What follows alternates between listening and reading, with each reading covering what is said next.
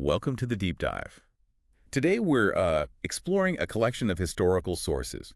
Really remarkable stuff, giving us a look into communities and customs in southern India.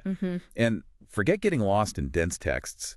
Our mission is really to take these detailed accounts, ancient writings, more recent observations, and kind of pull out the most compelling insights. Right. We want to help you understand the rich tapestry of life, beliefs, traditions they reveal. Exactly. And these sources, they aren't just like lists of facts. They're genuine windows into how people lived. Yeah. The structures governing their societies, their daily practices, and all those surprising nuances that made each community distinct. It's a unique chance to see history up close. And for you listening, think of this as your shortcut, Yeah. your way to grasp the essence of this, well, quite intricate history. We're going to highlight the most fascinating elements, ancient legends, incredibly specific local practices, and really help you see why they mattered. So let's jump in. So one of the first things that really jumps out from these sources is just how deeply many of these communities were shaped by, well, where they lived and how they earned their living. Oh, absolutely. It's not just an address. Right. It's fundamental to their identity. Absolutely. You see it so clearly with the Porto Novo Mohammedans. Their entire world, it just revolved around the sea. Right. I mean, the name Muslims used for the town, Muhammad Bendar, that means port. Says it all. Okay. Large numbers sailed between Porto Novo and Ceylon. That was their livelihood. And even their most revered figure, this saint, Malumiar. Ah, yes, the sea captain saint. Exactly. A sea captain whose legend became miraculous. They said he could command 12 ships at once. Wow. And sailors still make offerings to him before and after voyages. It shows that deep spiritual connection to how they made a living. That deep connection to the environment is just fascinating.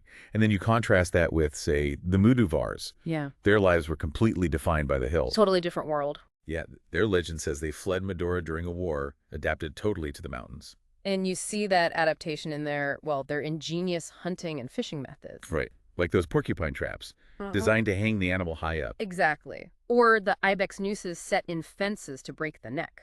Very specific strategies dictated by their environment. Survival tactics, really. And then you have groups defined more by skills, like the odds. The excavators, the stone workers. Yeah, their work is tied to these massive historical sites, Warrangal, Madura.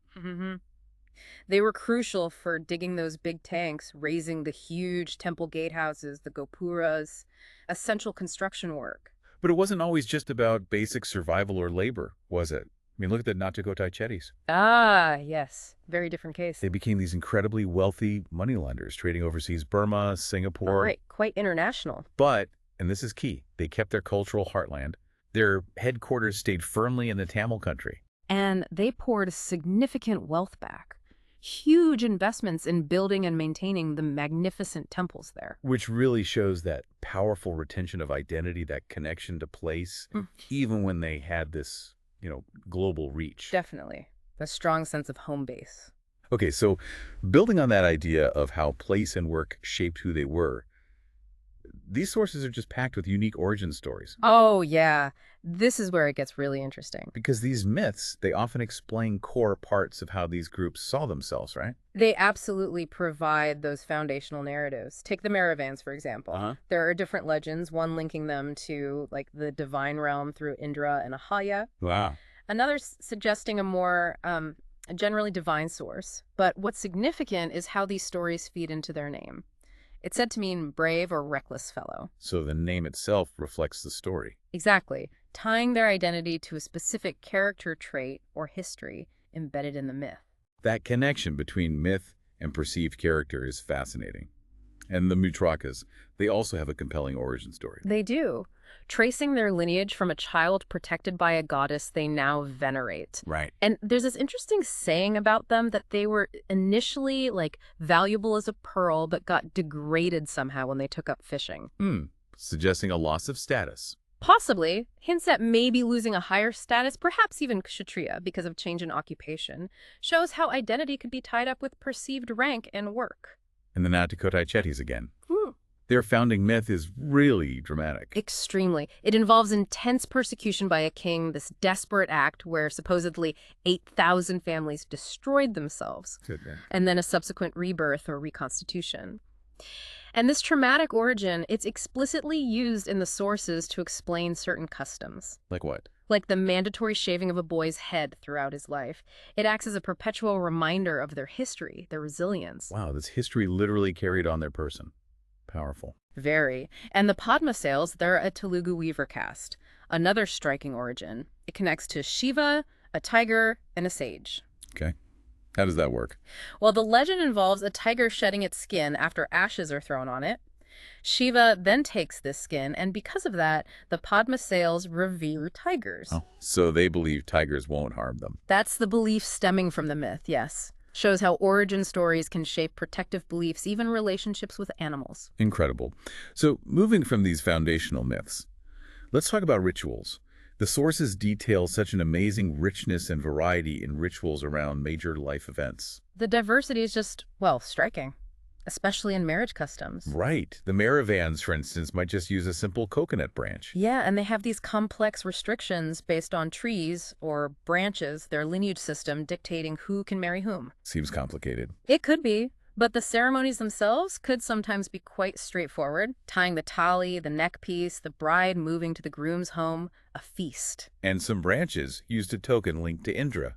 Yes, said to represent Indra's head, tying that mythical origin right into the wedding rite. Okay, and compare that to the Mogar community. They had this really beautiful symbolic act, pouring dare water over the couple's joined hands, often over a coconut placed on rice. A very visual representation of union. Simple and clear. And then you jump to the Nambutiri Brahmin rites. Much more elaborate, as described. Right. The Taliketu ceremony, procession, sacred fire. Yes, and a key moment is the bride planting a jasmine cutting on the 4th day. It symbolizes her future role in the household's religious duties. And the sources also talk about Sambandham, especially with Nayars. Ah, yes, Sambandham. A complex topic. These were essentially private unions, not the formal Vedic marriages, known by different local names like Vastradhanam or Pudamuri. And there were historical accounts, Barbosa, Hamilton, mentioning controversial privileges. There were. Later analysis, like Mr. Panikar's notes, puts these into context, the specific aristocratic Brahmanical dominance, the structure of Nair society then. Shows how easily things can be misunderstood without context. Exactly. You need that nuance when looking at historical sources. Definitely. So, beyond marriage, the sources detail coming-of-age rituals too, particularly for girls. Yes, quite varied again. For a Mutracha girl's first menstruation, there was a specific seclusion. She couldn't use a metal plate, only an earthen cup. Interesting detail. And later, a ceremony with forehead marking. The Palin community, though, had a more elaborate setup. How so? Ritual bathing under a decorated shelter, a pandal. And Velans, kind of like bards, played a role. And the Polyandry tribe, that one sounds unique. Oh, it is. The girl is secluded in a small hut. Potential husbands approach and poke sticks through the walls. Sticks? Yes. She chooses a stick, and the man who owns that stick becomes her husband. Wow. Almost like a game. A fascinating way to choose a partner. Very much so. And then, of course, death rituals also show significant variation, reflecting different beliefs about, the afterlife, the spirit world. Makes sense. What were some examples? Well, the Maravans had this specific ritual. The son carries a pot with a flower lamp to a Ganesha shrine. Okay. But he has to approach backwards, worship after a screen is put up, then leave backwards again. Very prescribed movements. Very specific. And the Muduvars. Yeah. More practical. Yes, again, reflecting their connection to the land. Simple burial. Stones at the head and feet as markers. Sometimes a small thatched roof over the grave. Straightforward. And the Nambutiris. Detailed again, I imagine. Immensely detailed, yes. Washing the body, adding flowers, untying hair knots. Specific oblations with grasses and seeds, often handed over by an intermediary, a Maran. A specific role for that. Yes. And specific days for collecting bones, ending the pollution period, observing a period of mourning or diksha, monthly and yearly ancestor rites, often officiated by someone like an Ashtakarisi Nayar. A lot of structure. A great deal. And the sources also mention beliefs about problematic spirits, those who died violently or by suicide, potentially possessing family members and needing specific placation rituals. Right. Which leads us nicely into beliefs, magic, the supernatural. These sources paint a picture of a world where unseen forces were, well, very real. Oh, absolutely. Actively engaged with. A huge part of this, especially down in South Canara, was the belief in Bhutas. Spirits or deities, right? Exactly. And certain castes like the Nalke, Parava, Pampada specialized as devil dancers for their worship. Devil dancers. Yes. These Buddhas had shrines, Bhuttasthanas, offerings were common, rice, meat, arak. Okay. And during ceremonies, kola, Bondi, which involved a ritual car, Nima, which was more private, the dancers would become possessed. Actually possessed. That was the belief.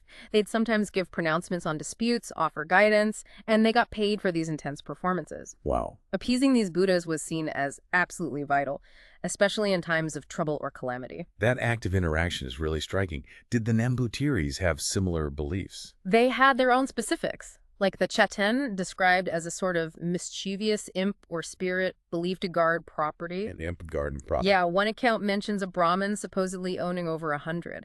They were seen as invisible sentries needing food offerings, but generally not harmful. Then there was the belief about spirits possessing women, causing issues like delayed puberty, stillbirths, requiring exorcism by a mantravadi. A sorcerer or exorcist. Right. And sometimes the mantravadi might even agree to sort of house the spirits in their own compound, maybe for a fee or some land. A transaction for spirit housing. Seems that way. Then there's one of the most, well, difficult rituals mentioned, the Marasa Vakaligaru practice. What was that? Historically, female finger cutting as a sacrifice. Oh, wow. That's intense. It is. The sources note it was done with pride, despite the maiming. It was eventually stopped, but modern substitutes exist, cutting gold wire, offering gold pieces. The ritual act persisted symbolically. Hard to wrap your head around that level of sacrifice. The sources also list lots of other beliefs, right? Omens and things. Oh, yes. Nambutiri girls doing pre-dawn worship to Ganapathy in a certain month, married women touching a grinding stone and lamp for Gauri Puja, and the omens, very specific, a cat crossing your path, apparently the absolute worst. Worse than a black cat superstition here. Seemingly much stronger, yes. And complex rules about odd or even numbers of Nayars or Brahmins appearing, whether it was good or bad luck, depended. Fascinatingly detailed superstition. And then there was the cock sacrifice festival at Kranganor, dedicated to Kali. Kali, often associated with intensity. Very much so here. Seen as a virgin deity never satisfied by blood. The ceremony involved decapitating large numbers of cocks, pouring the blood onto granite. Goodness. The sources describe the temple yard afterwards as a horrible expanse of blood. Really highlights the intensity of that devotion. That's an incredibly vivid, if grim, picture. On a maybe slightly less grim note, the Jellicatu bull baiting. Ah, yes, in the Madura country. Described as dangerous, definitely, but with specific unwritten rules. Like what? The bullocks were specially fed, had wicked eyes, it says. But apparently they wouldn't gore someone lying flat. The danger was if you stayed standing. So there was a technique to survive it. Seemingly. It's described as having links to older hunting practices. Interesting. And just looping back to the Nambutiris, quickly, their view on sea travel. Described with horror. They reportedly viewed visiting places like England with deep aversion. Such a stark contrast to the Porto Novo Mohammedans living by the sea. Exactly. Shows how deeply ingrained beliefs, even about travel, could vary so dramatically between groups living relatively near each other. Which naturally brings us to social dynamics, hierarchy.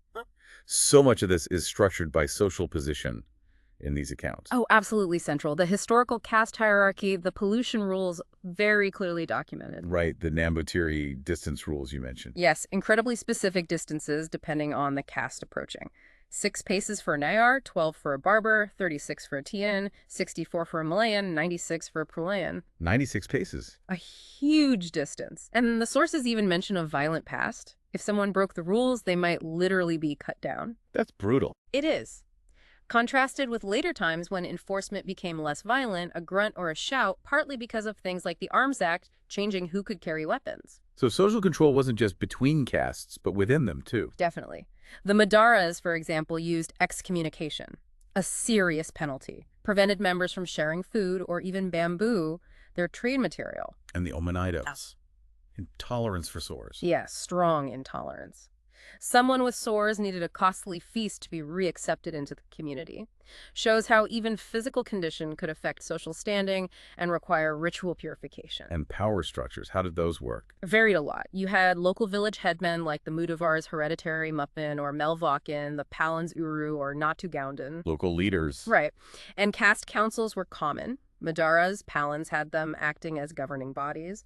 The Nambutiris had their own internal tribunals. For moral issues. Socio-moral issues, yes. Presided over by Smartas and Vaidikas. Complex procedures, sometimes historically, requiring accused women to name accomplices. The Nayars seem like a particularly interesting case study in social change. They really are. Historically, primarily a military body, a militia under Rajas and Nambutiris, known for irregular warfare skills. Right. But over time, their roles diversified massively. The caste came to include traders, artisans, teachers, you name it. So their social position was complex. Very. Expected to show submission upwards in the hierarchy, but often displayed arrogance downwards. A real middle ground complexity. And the Maravans, another paradox. Robbers, but also detectives. Sort of. Described as highway robbers, known for torchlight dacoities, gang robberies. Okay, pretty clear. But also hired for clue hire, tupukuli, basically paid to recover stolen goods. Paid the robbers to find the loot. Seems like it sometimes. Some accounts even suggest they were paid a kind of blackmail protection money to prevent theft in the first place. Wow. Locals apparently sometimes preferred that to dealing with other groups who just steal anyway. A complex relationship with crime and order, to say the least. Absolutely. Okay, as we start to sort of wrap up our look through these sources, let's touch on daily life details. Appearance, material culture. Things that defined everyday existence. Right, the textures of life. Yeah. Dwellings, for instance, reflect status and needs. The Nambutiri Ilam or Mana. Their house. Yes, often costly. They preferred thatched roofs for insulation, built with multiple courtyards, very specific room layouts. And Nayar houses. Rules about direction east or west facing, never north or south, often had an upper story, separate sleeping areas for men and women, interestingly few windows, and usually shaded gardens. Diet too often shaped by rules. Very much so. Nambutiris, strictly vegetarian, no alcohol at all. Staple was rice and curry. Specific dishes noted, like upperi fried vegetables and avial made with jackfruit, other veggies, papadams almost always served, and strict bathing rules before eating. And appearance, adornments. Also distinctive. Muduvars liked lots of jewelry, earrings, metal rings, bangles, many strings of beads, especially white and blue. Nambutiri men had that unique hairstyle, the kudumi long oval patch grown out and tied. Forehead marks, tilaham, used sandal paste, different patterns. Specific ornaments like the pevitrum ring, sometimes even using grass instead of gold for certain ceremonies. Grass instead of gold. Practicality or symbolism. Likely symbolic, tied to the ritual context. And the sources mention unique tools, too. Like the boon ring. Yes. The valaitade, bent stick, used in the Madura country. Actual examples in museums. Wow. The Muduvars made tiny tom-toms from monkey skin on a frame, and the Natukatai Chetties used these sophisticated, private number codes for trade. Codes? Yes, often linked to a divine invocation, so even business practice blended the practical and the spiritual. It's so clear these accounts capture specific moments, but they also hint at change, don't they? Adaptation, sometimes resistance. Yes, you definitely see glimpses of that. The sources note adaptation, like some Magars gradually leaving fishing for land work. Certain traditional games, like an arrow game, were seen to be declining. And interestingly, the Nambutiris are noted as facing economic struggles. Why was that? Attributed partly to a woeful want of accommodativeness, basically, a lack of adapting to changing modern conditions. A sharp contrast to the Chetties. Exactly, who were succeeding early on in international finance and trade. And old customs sometimes softened, like the pollution rules. Right, the enforcement changed. Less violence, more shouting, influenced by laws like the Arms Act. And even isolated groups were encountering modernity. Yes, even the Muduvars.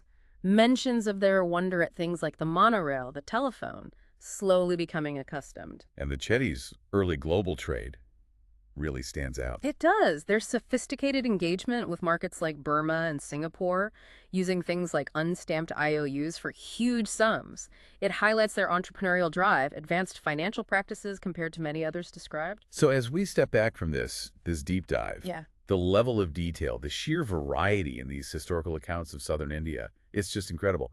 Truly incredible. It really reminds you that looking closely isn't just about, listing facts. Not at all.